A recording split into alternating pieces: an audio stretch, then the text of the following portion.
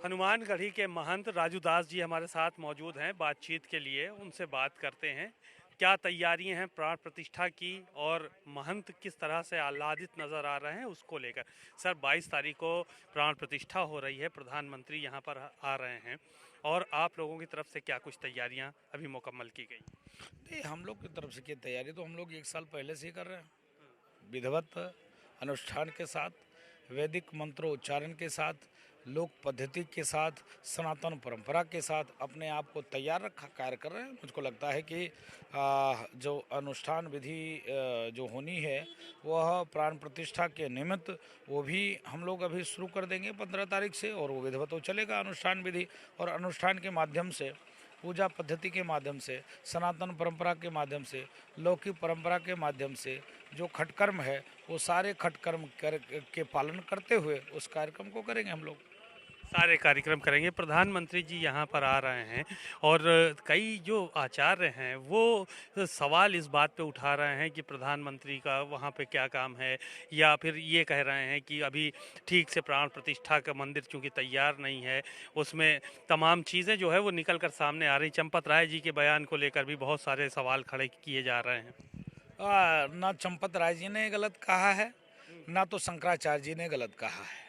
दोनों अपने अपने तरीके से ठीक। दूसरी बात, आपने कहा कि प्रधानमंत्री जी का क्या काम। हमने प्रधानमंत्री जी को बुलाया है, मैंने निमंत्रण दिया है, प्रधानमंत्री आ रहे हैं, ये काम है। विपक्षियों का क्या काम है? जिन्होंने राम भक्तों की सीना पे गोली चलाई, जिन्होंने राम को काल्पनिक कहा, जिन्होंने भगवान राम को इतने दिनों तक टेंट में रखने का महापाप किया, उनका क्या काम है? फिर भी ट्रस्ट के लोगों ने उनको निमंत्रण दिया। क्या मतलब था उनको निमंत्रण देने का? वो तो शुद्ध रूप से कालनेमी लोग हैं, वो गिरगिट जैसे रंग बदलने वाले लोग हैं। शुद्ध रूप से साधु संतों को बोको हराम ISI तालिबान से जोड़ने वाले लोग हैं। शुद्ध रूप से भगवान राम को काल्पनिक करा दिया। राम मंदिर के विरोध में 16-16, 17-17 कपिल सिब्बल के नेतृत्व में वकील खड़े कर दिए। ऐसे लोगों को अयोध्या में कौन सा काम था? आना ही नहीं चाहिए था।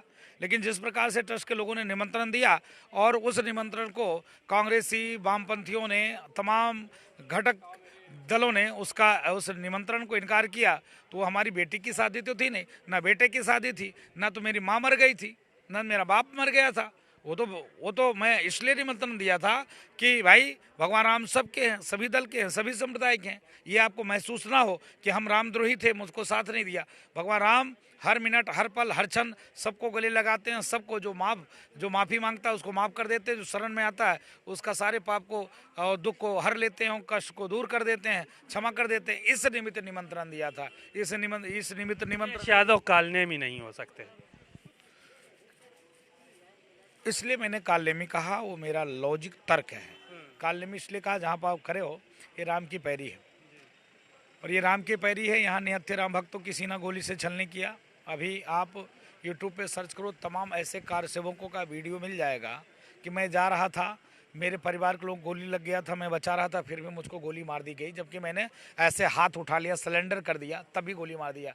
इतना बर्बरता राम भक्तों के साथ, तो कैसे कालनेमी है?